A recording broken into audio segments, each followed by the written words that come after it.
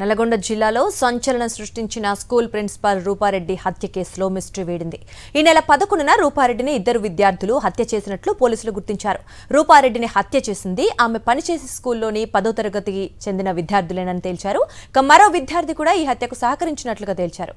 ఘటన అనంతరం ఇద్దరు విద్యార్థులు పరారయ్యారు. గతంలో ఓ విషయంలో ఇద్దరు విద్యార్థులను మందలించిన ప్రిన్సిపల్ రూపారెడ్డి వారికి టీసీలు ఇచ్చి స్కూల్ నుంచి పంపించారు.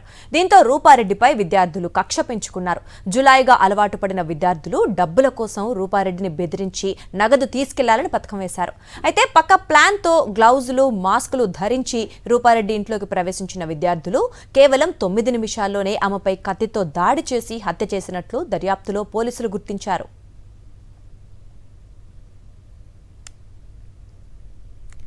ప్రిన్సిపల్ రూపారెడ్డి హత్యకు సంబంధించి నాగార్జున స్కూల్ నుంచి మరింత సమాచారం మా కరెస్పాండెంట్ రత్నకుమార్ అందిస్తారు.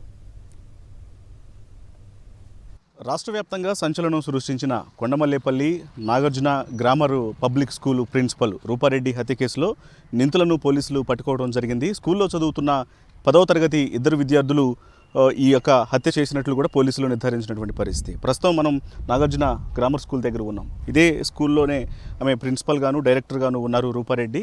ఈ స్కూల్లో చదివేటువంటి 10వ తరగతి విద్యార్థులే ప్రిన్సిపల్ రూపారెడ్డిని అత్యంత దారుణంగా హత్య చేయడం జరిగింది. అయితే ఈ హత్యకు సంబంధించి కేవలం ఒక 2 లక్షల రూపాయల కోసం, అంటే మొదటిగా స్కూల్లోనే ఆమె స్కూల్కి వచ్చిన తర్వాత స్కూల్లో బ్యాగులు హ్యాండ్ బ్యాగులు 2 లక్షల రూపాయలను చూసి ఈ 2 లక్షల రూపాయలను కాజేయాలన్న ఉద్దేశంతో, చోరీ చేయాలన్న ఉద్దేశంతోనే ఆమెను వెంబడించి ఇంటికి వెళ్ళి పక్క పథకం ప్రకారం హుడీలు ధరించి అలాగే మాస్కులు హ్యాండ్ గ్లౌజులు ధరించి ఒక ప్రొఫెషనల్ కిల్లర్స్ మాదిరిగా 10వ తరగతి చదువుతున్నటువంటి ఇద్దరు విద్యార్థులు యొక్క నేరానికి ఒడిగట్టినటువంటి పరిస్థితి కనిపించింది. మనం ఒకసారి విజువల్స్లో చూస్తూ ఉన్నాం.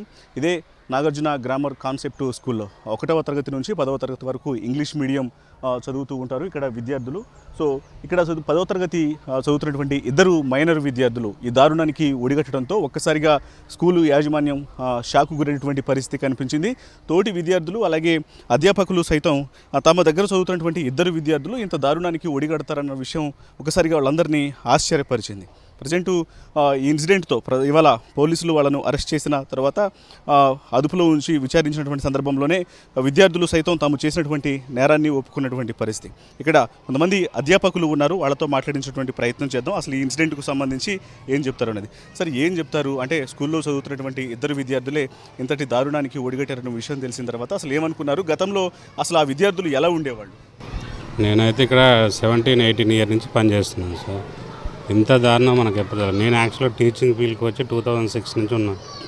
ఇంత దారుణంగా మా మేడం చంపుతారని అయితే నేను ఊహించలేదు సార్.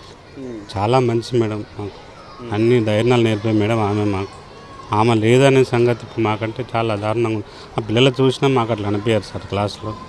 క్లాస్లో బాగానే ఉంటారు, లాస్ట్ బెంచ్లో కూర్చుంటారు ఇద్దరు, క్లాస్లో మంచిగానే ఉంటారు. మేడం, ఏం చెప్తారు ఈ ఇన్సిడెంట్కు సంబంధించి? స్కూల్లో చదువుతున్నటువంటి స్టూడెంట్సే ప్రిన్సిపల్ని రూపారెడ్డి గారిని ఇంత దారుణంగా హత్య చేయడానికి సంబంధించి అసలు ఏం చెప్తారు? ఫస్ట్ అయితే ఇది మాకు చాలా బాధాకరం సార్. మేము మా మేడంను కోల్పోయిన వారం రోజుల నుంచి ఆ బాధలోనే ఉన్నాం మేము. ఇంకా దాని నుంచి కోలుకోకముందే ఈ ఘటన మార్నింగ్ వినగానే అసలు మేము షాక్ గురైనాము. పిల్లలైతే క్లాస్లో అట్లా మంచివారుగానే కనిపించేవారు సార్. ఇలాంటిది జరుగుతుందని కూడా కలలో కూడా అసలు ఊహించలేదు కూడా మేము. ఇక మార్నింగ్ రావడము, ఆ రోజు మొత్తం క్లాస్లో కూడా మంచిగానే బిహేవింగ్ అనే పిల్లలు చూయించేవారు.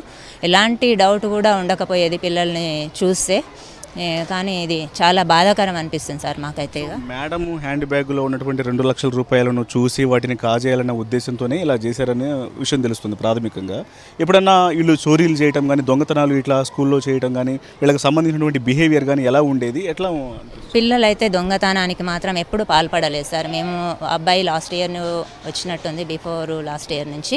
కాకపోతే ఇలాంటి ఘటన అనేటువంటిది మనం ఎప్పుడు చూడలేదు సార్. అలాంటి ఘటన చూస్తే మేము కూడా ఎంక్వైరీ చేస్తాము, వాళ్ళని తీసుకోము కూడా సార్. అట్లాంటి పిల్లల్ని చోరీకి పాల్పడుతున్నారు అంటే మనం కూడా ఐడెంటిఫై చేస్తాం కదా.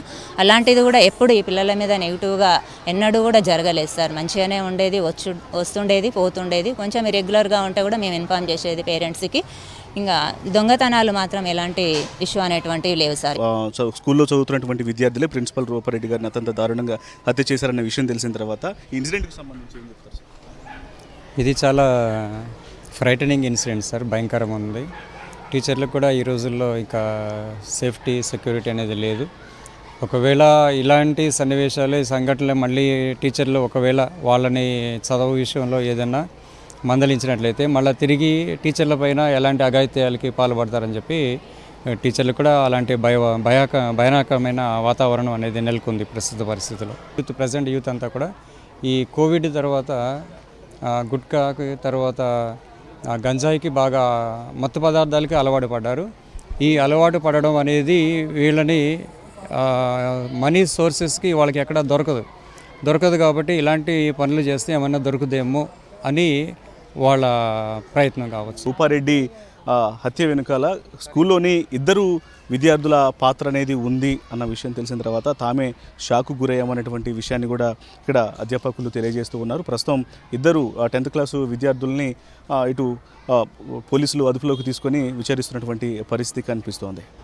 కెమెరా పర్సన్ చందుతో రత్నకుమార్, కొండమల్లేపల్లి నుంచి. మరిన్ని అప్డేట్స్ కోసం ఛానల్ను సబ్స్క్రైబ్ చేయండి. నోటిఫికేషన్స్ కోసం బెల్ ఐకాన్ పై క్లిక్ చేయండి.